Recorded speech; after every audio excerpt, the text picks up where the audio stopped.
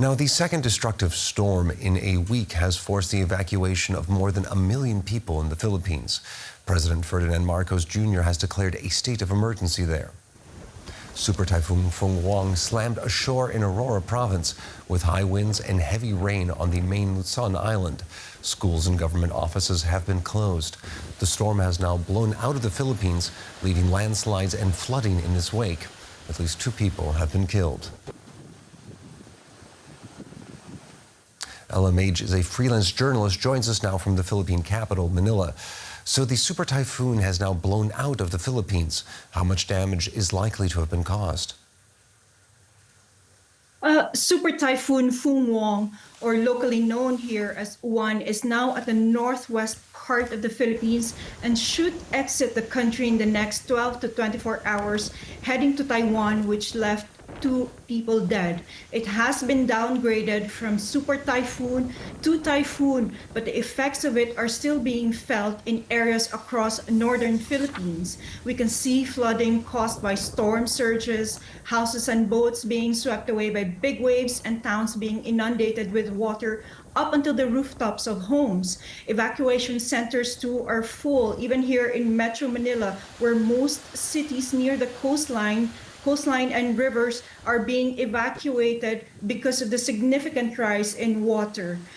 We should also remember that northern Philippines is considered the food basket of the country, where most crops like rice, corn, and coconuts are produced. So vast farms have been destroyed. So we'll see in the coming days on the worst effects this Fung-wong has brought about in the country.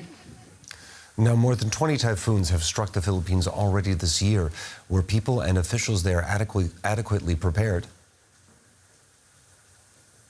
Well, there is a good amount of preparation in evacuating communities to safety, also because we were at the tail end of Typhoon Calmegi, which left the country with hundreds dead. So there was a sense of fear since Fung-wong has also been touted as the strongest typhoon the country has this year so far, and has been compared to 2013's deadly Typhoon Haiyan. Although it has not hit Metro Manila directly, thousands have been forced to evacuate. And some areas who have been hit by Typhoon Calmegi have themselves also voluntarily evacuated and out of harm's way. But now the main question is how to recover from such disaster. You know, do they clean up their homes, go back to work when the whole country is reeling in from volcanic eruptions, earthquakes, and super typhoons? And that begs the question, what lessons exactly have been learned for future extreme weather events? Well, there is so much to be learned from these back-to-back typhoons in the country. One is to never be complacent and always be vigilant. I spoke to a relative of mine from Cebu, and he said they have lost their farms, you know, their source of livelihood. And one of the things he's learned from this is to always be alert and heed for calls for evacuation.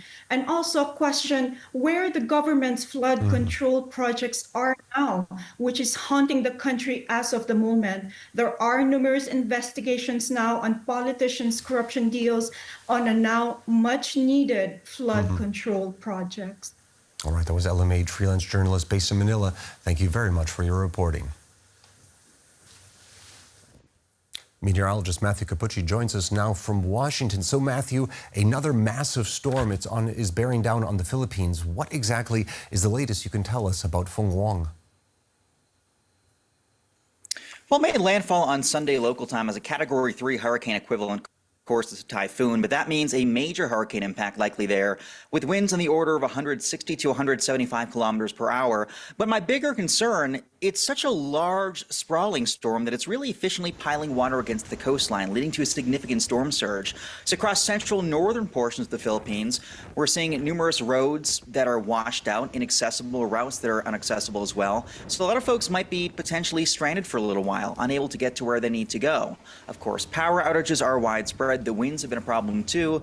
And then that heavy rainfall. We saw that just last week with Calmegi, which killed 204 people, 109 missing still. This is adding insult to injury to a place that's already seen significant tropical activity in just the past few weeks. Well, as you were just saying there, Fung-wong stretches across the entire Philippine archipelago, and it's expected to be the strongest typhoon this year. Give us, if you could, a sense of the kind of destruction a storm like this is capable of. When it comes to a hurricane, it's not just the intensity, it's the size of the storm that actually matters too.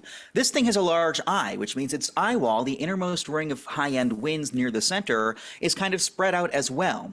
Picture an ice skater when they're spinning. If they stretch out their arms, they might spin a little bit slower, but they cover bigger circles. They trace bigger circles. Same thing here. So this isn't a Category 4 or 5 storm. It's a Category 3, but it's a biggie. And for that reason, there's so much more ocean water that's feeling the winds that we're able to push 2-3 meters worth of surge ashore, and that leads to those high-end impacts. I have colleagues there right now who are reporting waves washing up and splashing the second floor of buildings. That's how significant the surge is. Taiwan is a very typhoon-prone place. They have great building codes that protect against the wind, but in this case, it's really the surge that is definitely concerning me the most. Now, we have been seeing some of those images of the surge you were talking about just there right now.